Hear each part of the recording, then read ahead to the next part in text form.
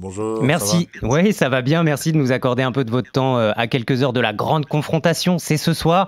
Et d'abord, tout simplement, comment ça va, Cyril Gann? Comment vous vous sentez? Comment on se prépare à un combat de cette envergure? Ça va, l'entraînement a été bon, le training camp a été bon, donc ça c'est une des plus grosses sources de confiance qu'on puisse, où on peut aller puiser justement. Si l'entraînement a été bon, généralement on arrive avec moins de doutes le jour du combat. Là on est à quelques heures du combat et on est prêt pour aller faire la guerre. L'adrénaline monte un peu, j'imagine. La concentration aussi, parce que vous êtes un observateur hein, quand vous arrivez dans l'octogone. C'est ça, c'est exactement ça. Donc on a ce fameux petit stress qui arrive et c'est ce stress-là qui va m'aider moi à faire les choses bien. C'est ça qui va faire que je vais être lucide, je vais être précis dans mes gestes. Bon, d'autant que l'adversaire du soir, c'est un gros morceau.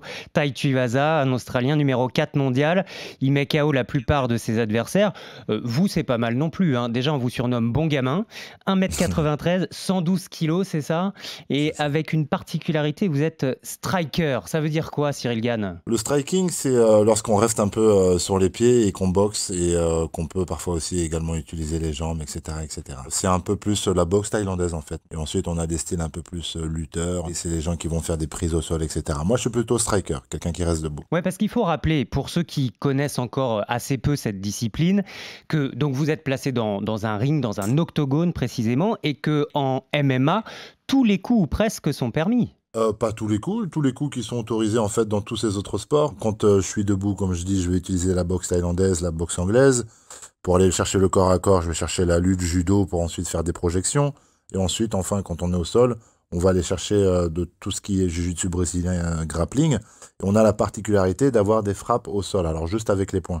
Quand l'adversaire est au sol, j'ai pas le droit de frapper avec les pieds, hein. Donc il y a quand même C'est la quelques petite. règles, parce que à regarder, ça peut paraître très violent, mais c'est très encadré. Et j'allais même dire qu'en MMA, contrairement à la boxe, on s'arrête avant, quoi. On s'arrête avant qu'il y ait danger. Il n'y a pas de mort en MMA, contrairement à la boxe. C'est vrai que c'est une petite particularité qui fait la différence, c'est qu'en boxe, on peut se faire mettre KO plusieurs fois dans un round.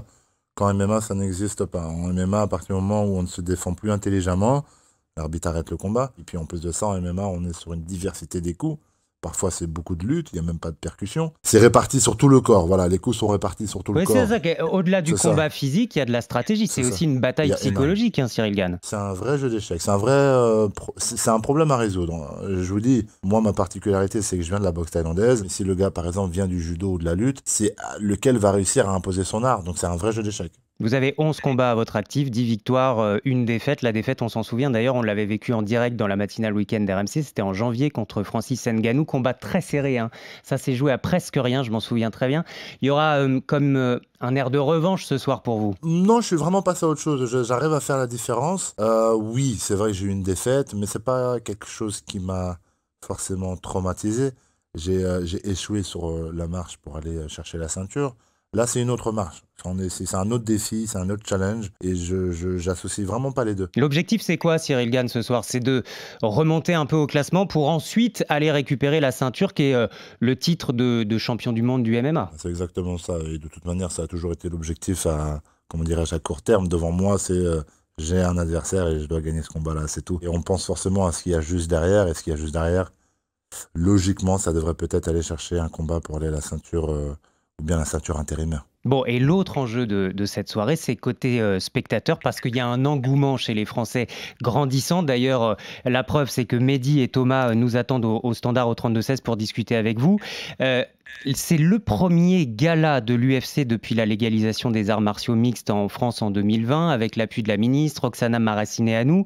Il y a une attente extraordinaire, Cyril Gann, du public français. Il y a une très grosse attente du public français. Ce matin encore, par exemple, j'ai eu une discussion avec le fameux Bruce Buffer, c'est celui qui annonce les combats. Et il m'a dit c'est historique pour l'histoire de l'UFC. Donc il y a eu ces fameuses ventes qui ont été faites en quelques minutes. En Et, 9 minutes, les 16 000 places se sont arrachées là pour Bercy ce soir. c'est Ça ça. coûtait en plus entre 80 et 400 euros, mais certaines jusqu'à 1600 euros. Donc on est prêt à Ouais. payer cher pour venir vous voir. C'est ça, c'est ça. Mais la particularité qui a fait vraiment la différence et qui a marqué l'UFC, c'est qu'il y avait 250 000 préinscriptions. C'est-à-dire qu'on avait 250 000 potentiels tickets qui pouvaient se vendre. Ah Et oui, ça, c'est un des record. années sur les listes d'attente, quoi. Et donc ça, c'était un record un peu pour l'UFC. C'était un chiffre qui a impressionné l'UFC. Et donc voilà, tout ça pour dire que la France, on est là, on est présent. Vous sentez ça effectivement. Je précise, hein, pour encore ceux qui ne connaissent pas, l'UFC, c'est l'organisateur, quoi. C'est l'équivalent de la Ligue des champions en football. C'est ça. 40 000 pratiquants en France, 1200 licenciés, 200 clubs. Praticable d'ailleurs ce sport par tous. On voit aussi des femmes, aussi des enfants. Tiens, parmi ces passionnés, ces pratiquants, je le disais, Mehdi et Thomas. Bonjour Mehdi. Bonjour. Clermont-Ferrand, Mehdi, passionné de MMA depuis 5-6 ans. Vous aussi, vous adoriez la boxe avant, c'est ça, mais vous êtes venu au MMA? Ouais, j'adore toujours la boxe et je me suis mis à me passionner pour le MMA. Avant, j'étais très réticent, je regardais ça de loin en me disant c'est vachement violent, on dirait des cinglés qui rentrent dans une cage, faut pas légaliser ce sport. Et en fait, non, en fait, quand on est curieux et qu'on se cultive un petit peu sur le sport, en fait, c'est bien plus intéressant qu'on aurait pu imaginer en préambule. C'est vrai, Cyril Gane, qu'il y a encore des détracteurs qui disent que le MMA, finalement, c'est un combat de rue sur un ring, quoi. Alors, ça résume, c'est un peu dur ce que je veux dire, mais c'est de la bêtise. C'est comme les gens qui sont racistes et qui mettent une étiquette sur tel style de personne. Il faut connaître d'abord. Avant de parler, il faut connaître. C'est hyper important de s'y intéresser avant de pouvoir juger. Et le problème avec le MMA, c'est que les gens sont arrêtés à des fameux highlights d'il y a 6, 7, 8 ans, où c'est vrai, le sport, il y avait un peu moins de... Le combat était arrêté un peu moins vite, etc., etc. Aujourd'hui, j'invite vraiment les gens qui ne connaissent pas ou qui ont un préjugé de passer une soirée MMA, soit devant la télé, soit en Et, direct à Paris. Il y a des événements tous et les à mois venir avec la Arès. regarder, bah tiens, à la Et à télé, venir le regarder. c'est sur RMC Sport 2 à partir de C'est ça. 20h30 ce soir. Et là aussi, c'est un événement parce que c'est la première fois que c'est à un horaire de grande écoute, de grande audience. Exactement. Thomas, Exactement. en Meurthe-et-Moselle. Bonjour Thomas. Bonjour monsieur. Pratiquant vous aussi de MMA, qu'est-ce que vous aviez envie de dire à Cyril Gane? Eh ben déjà, moi je suis très très heureux de pouvoir accueillir, alors comme tous les autres Français à Paris, la première édition de l'UFC. Quel plaisir j'ai envie de dire, parce qu'il était temps. Et puis en plus, on commence avec une magnifique affiche, un main event avec un combattant français, pas des moindres. Il s'agit de Cyril. Et je voulais poser à Cyril cette question. On t'a vu beaucoup travailler avec Fernand Lopez. On t'a vu beaucoup travailler ton striking. Déjà, sur quoi tu comptes faire la différence? Parce que face à toi, tu vas avoir également un striker. Et puis également, est-ce que le combat à Paris ajoute une pression supplémentaire? Est-ce que d'avoir la primeur et l'honneur de combattre en France pour la première fois et la toute première fois, est-ce que ça ajoute du stress au stress? Non, Cyril, non, bizarrement, j'ai pas plus de stress que d'habitude et je suis content. Je suis content de ça parce que je me dis, il n'y a pas de facteurs en plus qui vont venir me dérégler ou qui vont venir me surprendre. Ça va pas changer d'habitude. J'ai ce fameux stress qui est de performer pour le combat, etc. Donc ça, c'est une très bonne chose. Être en France, à Paris, avec les fans et tout, ça me rend juste un peu plus heureux. Et par rapport au combat, on va faire du bon gamin style comme d'habitude. Ça commence toujours comme ça et donc, ce qui veut dire gestion de distance, toucher, ne pas être touché.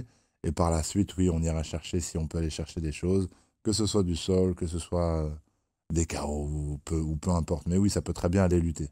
quoi qu'il arrive, Cyril Gane, il était temps que ça vienne à Paris, ces Il combats était ce temps. soir de MMA. Vous aviez hâte, vous aussi, j'imagine. Oui, on avait hâte parce qu'on savait très bien, mais quand on arrive un petit peu en haut du tableau, les gens aiment bien aller visiter le pays de certains combattants qui sont en haut de tableau. Et là, nous, la France, on attendait ça. Alors, ils attendaient peut-être aussi un peu parce qu'ils avaient peur de venir en France et que les gens ne soient pas éduqués du MMA et ça sachent pas ce que c'est exactement, etc.